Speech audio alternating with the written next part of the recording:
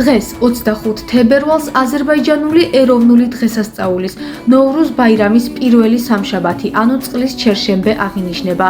ნოვრუზი ბუნების გამოღვიძებასა და განახლებას ნიშნავს.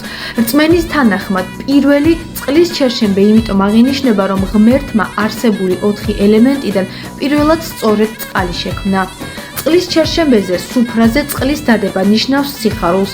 თუ შემთხვევით დაიღვარა წყალი სუფრაზე, ეს მეტყველებს იმაზე, რომ მთელი წელი უხვი და ბარაქიანი იქნება. წყლის ჩერშენბეზე ყველა სეზონში კოცონი ინთება, რაც სადღესასწაულო სულისკვეთებისა და წარმატების ნიშანია.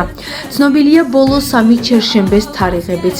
ცეცხლის ჩერშენბე 4 მარტს აღინიშნება, 11 მარტს ქარის ჩერშენბე, მიწის ჩერშენბე, ანუ ნოვრუზის ბოლო 4 შაბათი 18 მარტს დაემთხვევა. თვითონ ნოვრუზის დღესასწაული კი 20 მარტს აღინიშნება.